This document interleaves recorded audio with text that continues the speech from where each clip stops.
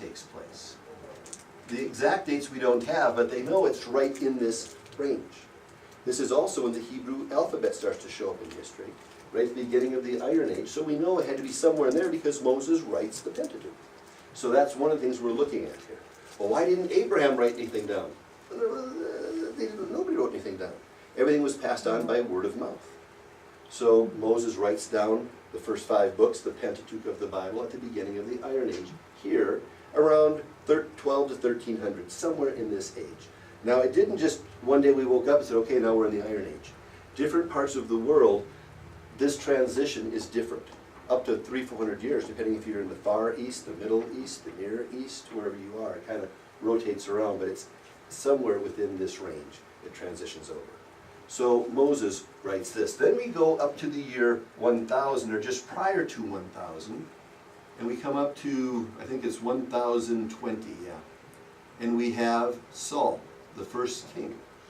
So this is the first king of Israel, right here, just a little bit before the 1000 BC mark. These are all BCs now.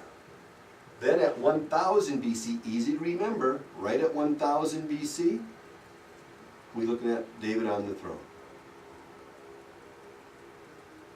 And then shortly thereafter, 960, 40-year reign of David, 960, we have Solomon coming to the throne.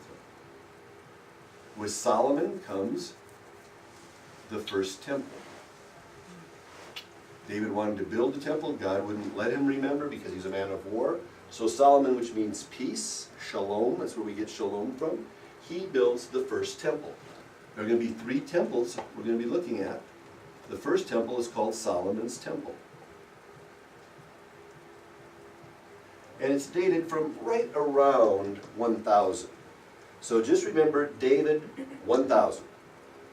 And then you'll know Saul's right before, Solomon's right after. You'll be pretty close on that. Notice we're in the Iron Age. Moses starts off the Iron Age. David's in the middle of the Iron Age. Going forward then over into here is the Assyrian captivity of the top northern 10 tribes. Part of the Iron Age. And then of course the Babylonian captivity.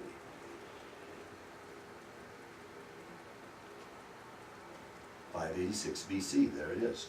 So it starts with Moses, David's in the middle, and we have the 2 captivities at the end of the Iron Age. That's all we really have to know about the Iron Age. Everything else will fall in place there, but we've got that now. So Iron Age is really important for us as Christians when we look at the Old Testament, because Iron Age goes from Moses to the Babylonian captivity. All that takes place here. So this is what we have here, Moses, the Exodus, and this should also be going into the Promised Land. I'll just put PL for Promised Land. All that takes place here at the beginning. So does that make sense? Everybody's got that, kind of? Yeah. We kind of got that. That's kind of important. Then after the Iron Age, the Babylonian captivity, remember, while they're in the Babylonian captivity, the Persians come in and defeat the Babylonians. As they defeat the Babylonians, the Persians come on to the scene, and that brings us into the Persian period. Not the age, but the Persian period. The Persians are in control, and it's during this time, right here now, that they come back and they rebuild the temple. We see the second temple built. They come back from the Babylonian captivity, the temple's in ruins, and they rebuild it. And Zerubbabel builds that temple. And we find that in the book of Ezra. Ezra and Nehemiah specifically, but Ezra mainly. So there's the temple now, the second temple. So we have the first temple from Solomon in the middle of the Iron Age, and then this rebuilding the second temple under Zerubbabel here during the Persian period. Much smaller temple, nothing as nice as Solomon's. They've come back from captivity. They've gone through a spiritual, physical, emotional bankruptcy. They come back to a destroyed country and they build the best they can, but it's much smaller. Yeah, David? That's Zerubbabel and Nehemiah and Ezra period, right? Yep. All of them together. Right there, right there. That's exactly right.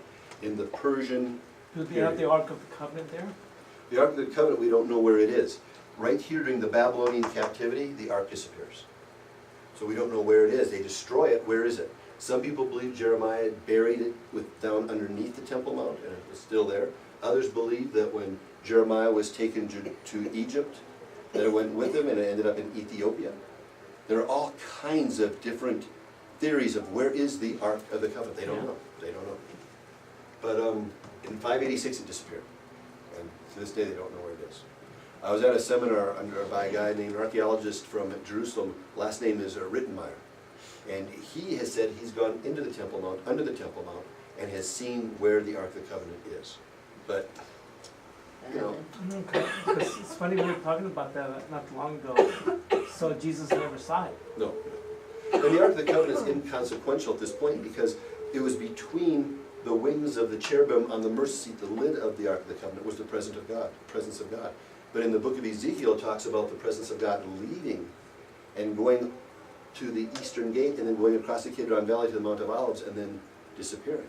So that the presence of God left during this time. So it was gone. It was gone. And when Jesus came and dwelt among them, it says we beheld his Shekinah, his glory. So Jesus came. So when Jesus went to the Temple Mount, that's when the glory returned. It was Jesus, not this. Wow. So it's an interesting little thing. Yeah. Interesting thing. So we got the Babylonian captivity. It's rebuilt now here during the Persian period. And that's really the Persian period for us as Christians in Jewish history. We want to know about that rebuilding of the Second Temple. Then after the Persian period, make sure I get this in the right order now, just a second here. Yeah. Then Alexander the Great comes in, and he takes over this area. So this becomes known as the Hellenistic period, where now he comes in, takes over Egypt, takes over this land bridge of Israel and all that goes with it. He dies at a young age, and then his 4 generals divide up the land. The Syrian group comes under Antiochus Epiphanes. Antiochus Epiphanes goes down to Egypt, kicks some tail in Egypt, and gets beat. Highly favored, he gets upset. He comes back through Jerusalem mad, licking his wounds, and he takes his vengeance out on Jerusalem and the Jews. And he starts to execute the Jews, destroys their religion, takes a pig, goes up on this temple, offers a pig on the altar, of the bronze altar of sacrifice, desecrates the entire temple area, starts killing a bunch of Jews. It's really bad during this Hellenistic period. The Maccabean revolt takes place. So we have the Maccabean revolt, and what's confusing usually is we don't realize that Hasmonean, which always reminds me of Tasmanian devil, but it's Hasmonean. It has nothing to do with Tasmanian devil. But the Hasmonean period is the name for the Maccabean period. The Maccabean revolt takes place, and now Israel goes under complete independence. And from this period here, the exact years are the 152 BC to 63. So, was that 152? Yeah. From 152 BC to 63 BC, Israel is an independent state under their own leadership. The Hasmonean period. This is glory years for Israel. The Hasmonean period. So we look at the Bronze Age, the Iron Age. They come into the Promised Land. They are taken into captivity. They're returned during the Persian period. Persians over them, but they're doing okay. Then the Greeks come in. They come under some persecution. They set themselves free during the Hasmonean period. But then in 63 BC, a guy by the name of Pompey, General Pompey, captures Jerusalem. And Roman rule, the Roman period, starts and goes for almost 400 years. All this time becomes the period of Rome. So that's kind of how we see this lines up as we look at these different issues.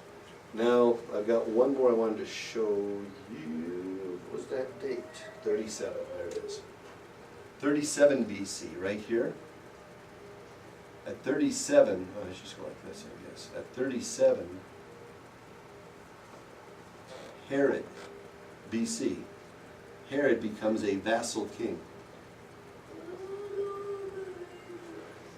of the Israel area. So Herod takes control at 37 BC. And then Jesus comes on in and up until 32 AD, typically most people believe. Maybe it could be somewhere either side of this. This is the time when Jesus was here physically on the earth. Somewhere from maybe 4 BC to 32 AD, somewhere in that period. So is this kind of making sense? Yes. So when we hear the Bronze Age, that's before the Iron Age. The Bronze Age, we think of one person, Abraham, that's it. We hear the Iron Age, it starts with Moses. David's in the Pharaoh's home, so when he leaves, he is well educated and able to write down Genesis, Exodus, Leviticus, Numbers, and Deuteronomy. When the New Testament is written, the entire world, known world at that time around Israel, could read it, because it was written in the one language everybody knew. So cool. Probably a coincidence. Okay, so Moses was learning that in Egypt, Yes, but he wrote it in Hebrew. he did. I mean, did they teach in Hebrew? Is that the first language? No, it was not. It was not. That was the language of the people. Where did he learn it? I don't know. I personally believe he learned Hebrew the 40 years in the backside of the desert when he was with the Midianite tribe out there, because he was with the people of Midian who were descendants of Abraham.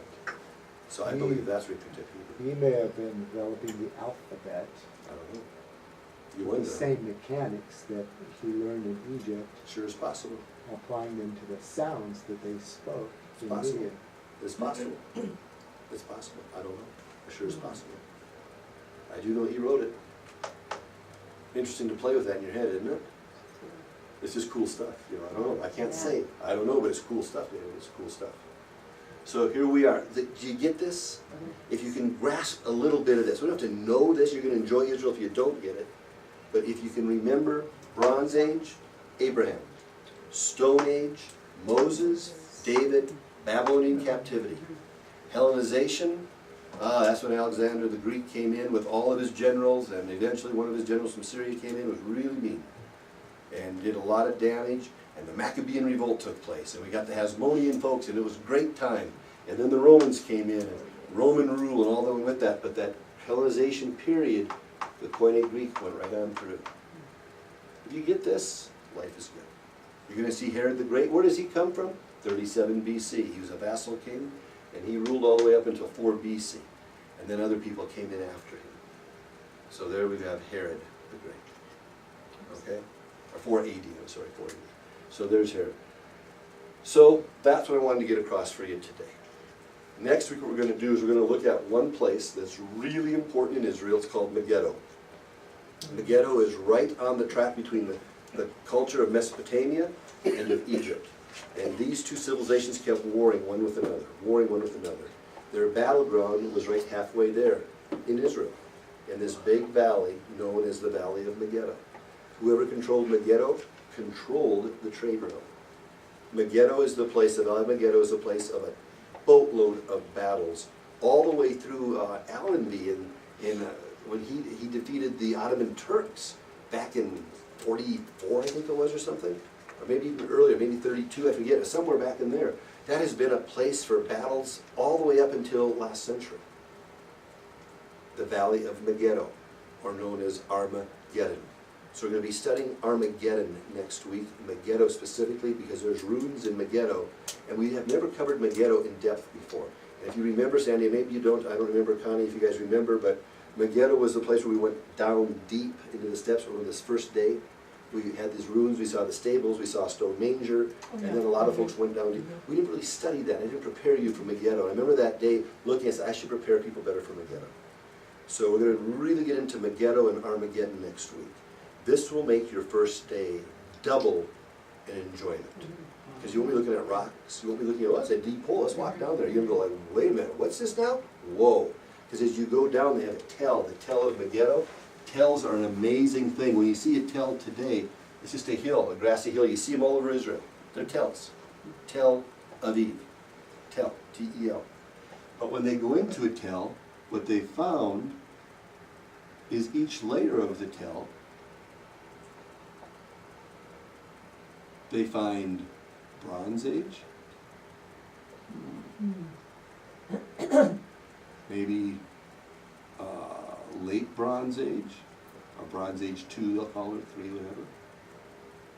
They'll find Iron Age, Maybe a later Iron Age.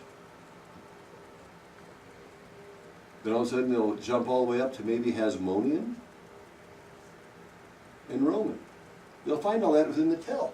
It's just a hill, but as they go through and start to excavate, they start and they come in, if they come in the side, they can get bronze here, they can go over here and get late bronze, they can get iron, and they can tell by the tools and weapons that they find at that level. If it's iron, if it's bronze, what's going on, what do they find?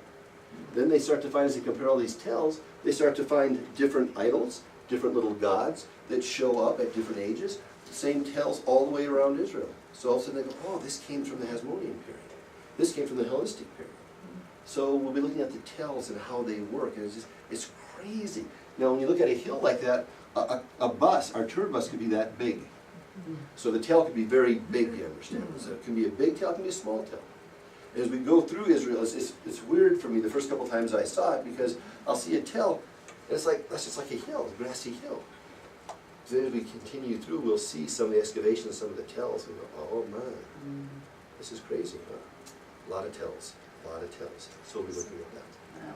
There's a book that I would encourage you to read, but if you read it, I apologize, it's not a Christian book at all. And I've lost the name of it because I'm jet lagged. I shouldn't have done that until I thought about it. I can't think of the author or the name. I read it twice. Very famous. Written in the 50s. Oh, I'll get it to you. I'll get it to you. Don't tell me when I'm done being jet lagged out. But it's a book about different tells. And different going through and they go like into this, and then they give you a story in here. It's fictional. But it gives you a story about what would be taking place at this time. And it gets into false worship, the idols that were worshipped at the time, the family structure at the time, the architecture at the time. It's a very interesting book. It's a big old book. It's like 600, 700, 800 pages. But it's in The Source. That's the name of it. Woohoo, got it. The Source. Yeah. The Source. You have that one? No. Okay. That's the name of the book, Source. David, can you find out who the author is? A very famous author. I can't believe I can't think of it. It's The Source is the name of the book. And but if you get a chance, it's worth reading. It's worth reading just for fun, preparing for Israel. It'll help you with the archaeological studies of it a little bit. And now that you know the different ages and periods, it's good. But it's not a Christian. James Michener? Michener, yeah, Michener. That's who it is. So it's Michener, The Source. And but there are some parts in there. There's some parts that are very racy, because it gets into false worship and that. And that's what it is. You either skip through it if you're offended, just skip through it. That's why I skipped through it. But there's a lot of junk in there.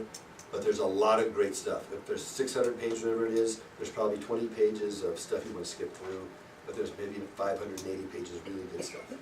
So just when you get it, just, oh, there's the junk. Okay, keep going. Don't come and tell me about it. I know it's there. I know. So it's what it is.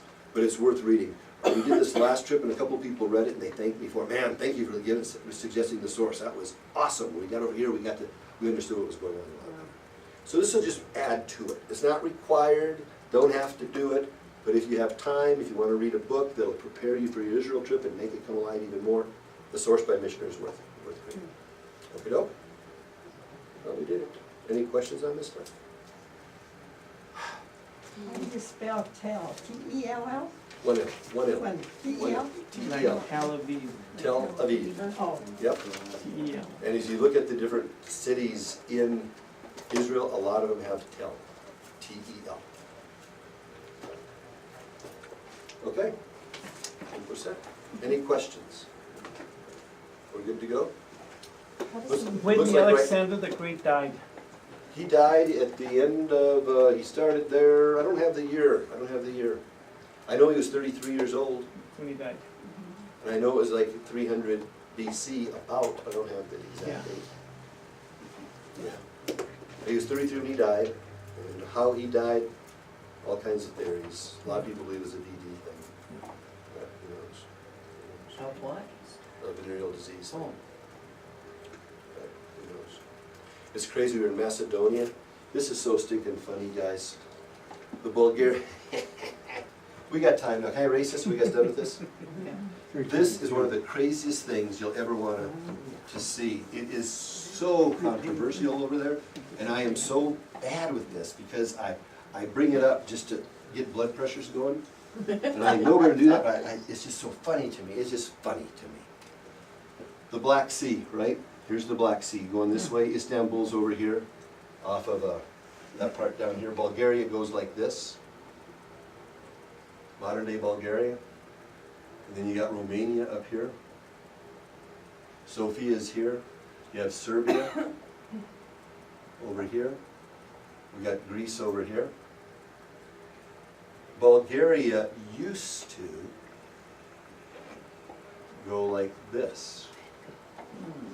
That was Bulgaria when Boris, King Boris the First, was ruling, and the Bulgars were the dominant place here. This was them. This town in the days of Constantine, this town was called Serdica. If you rode the subway in Sofia, the downtown stop is called Serdica, because that was the ancient name of Sofia. They just made a huge discovery right outside the Sheraton this past year. Huge discovery. They found Constantine's palace right there. So they got this big dig going on, it's all cordoned off, and Bulgaria's buzzing. Because Constantine had said, Serdica is my new Rome. But the Senate vetoed it and said, no, you're going to make Byzantium the new Rome. So Byzantium became the new Rome. Constantine wanted to be Serdica, or Sofia. Interesting. Well, the Bulgars are loving life with that. Whoa, there we go. Well, as the Turks, Ottoman Turks, took over this area and dominated Bulgaria for 400 years, eventually there was a break right here. And this part of Bulgaria formed its own nation.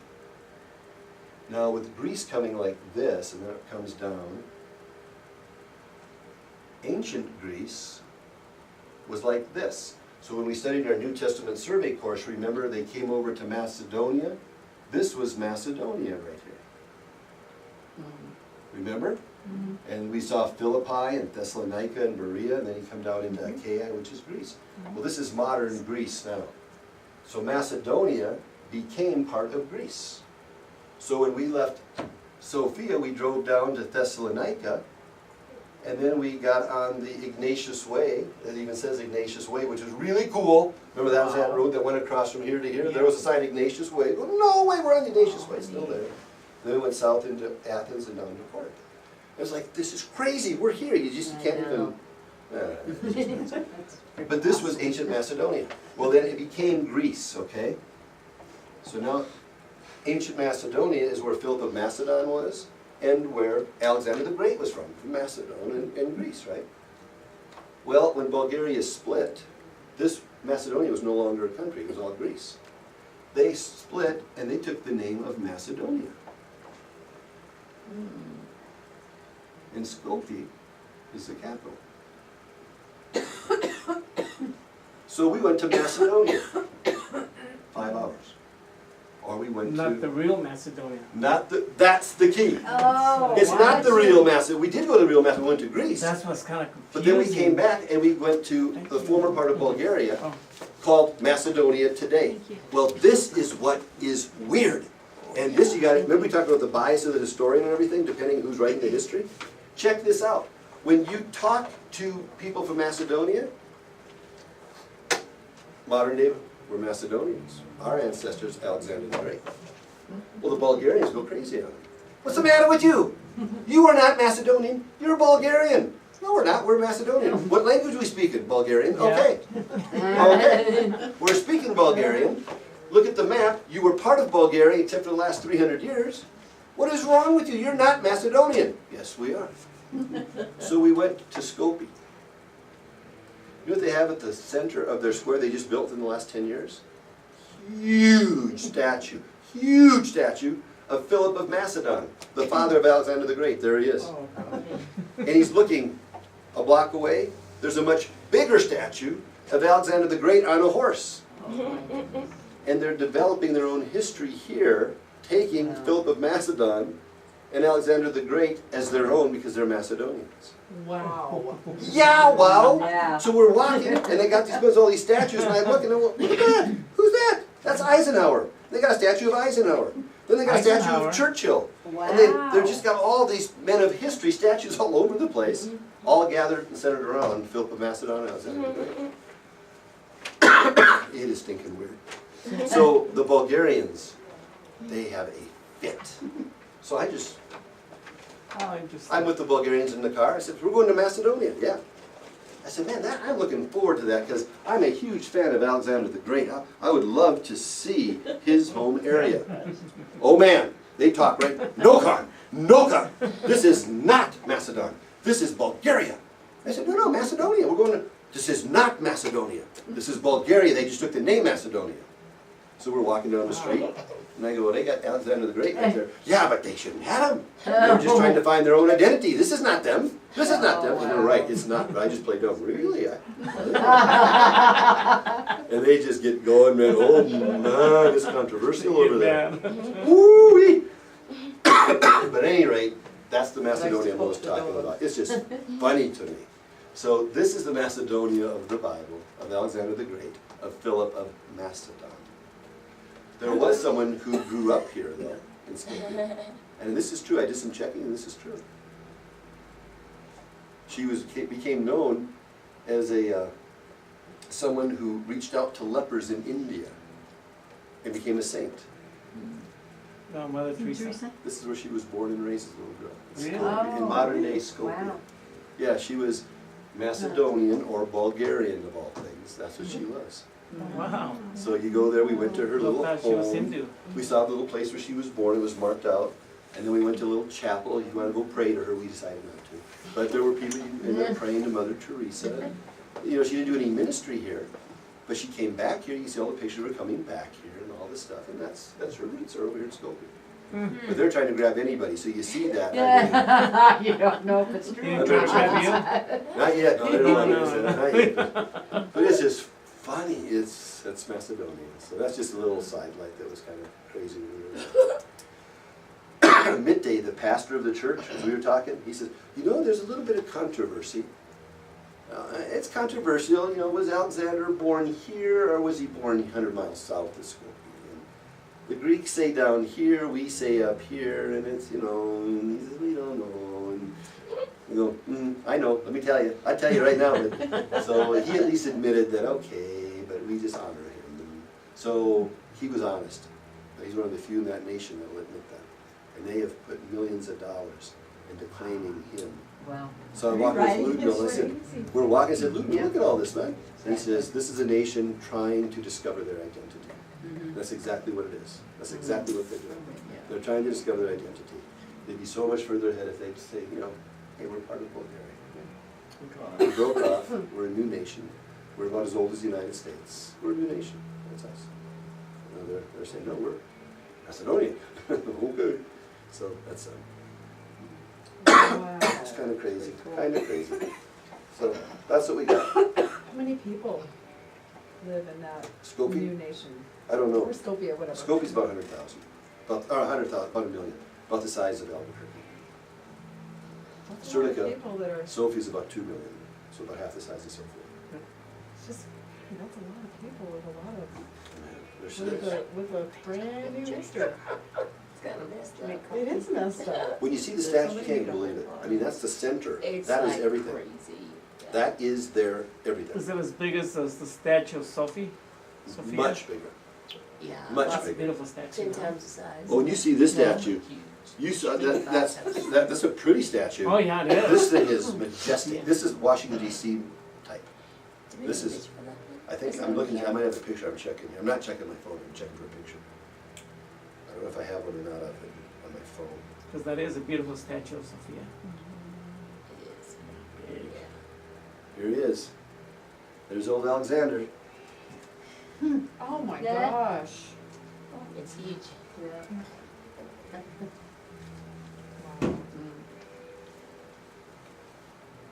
Wow, look at that. Alexander the Great. There he is, right there. Man. In Bulgaria. Here's a, Bul- I mean Macedonia. here's a Bulgarian. Bulgaria. That's called henna. That hair dye. A lot of folks have that. Really? She is the sweetest that lady. Billy? This is Billy. She's This is the translator. sweetest lady. Yeah. So sweet.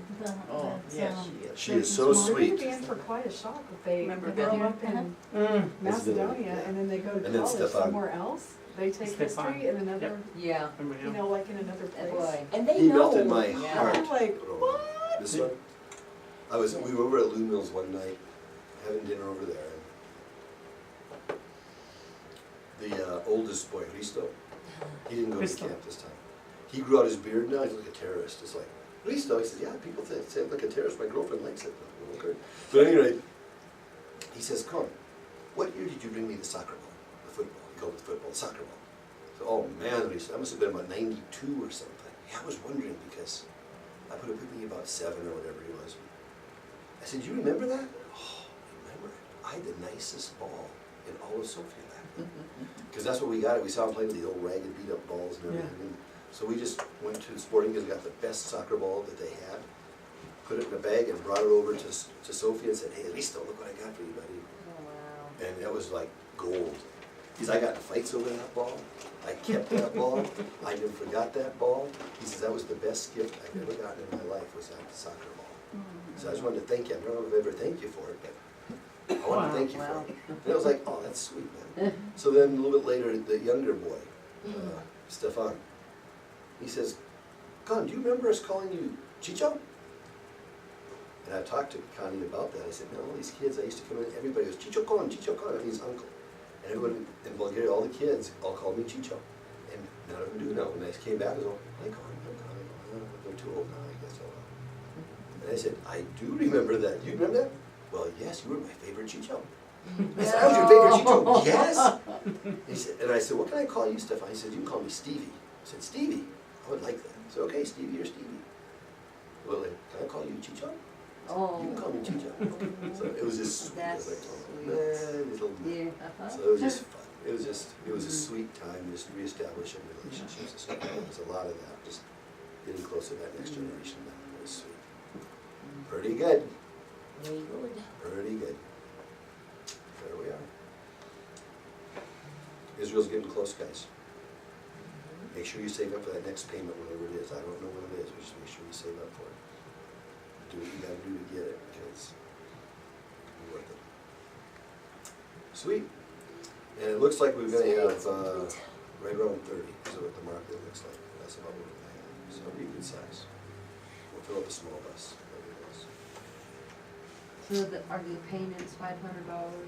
No, Oh, it's it's in 500. there. It's in that one. Okay, I don't. It's see 500. I think the next payment's in It's February, in there. January, February. I think it's Oh, 1,500 if I remember right. 1,500? And then the following Okay. payment is like It's 1,500 in or there. something. Okay, So kind okay. of bump, once or so. She's got it in there. Okay. How about Linda Sanchez? Is she okay? Do you know? Is she around anywhere? She's in Minnesota. Oh, that's right. She told me she's going up there. That's right. Okay. Good. So tough. That's right. February looks like. February 9th looks like. Is it Okay, 50? February 9th. Is it 1,500, Dave? How much is it? say? It's 1,000. Give it 1,000 plus to February 16th. For I both guess of the us people- or Yes. for I think each? individually looks like Each. it's Okay, different. each. It was 500 is the first time, then 1,000, I Okay. guess it is. Okay. And then it'll be a couple thousand. Sweet. Okay. All right. That was your Get out of here, girl. Go, go, go. Okay. We can do this. Ah. Where's Rachel? 6:30. Where's her birthday? I don't know what she is. What is this name? Has money in it? How's that? Okay. Is that like I that? couldn't think, I don't know. I think what it is, I think that's the dynasty name. I think the Maccabees Okay. are part of the Hasmonean tribe or family tribe or something like that. You look all nice back there. Boy, you feel like you could I could be hang wrong. out. This has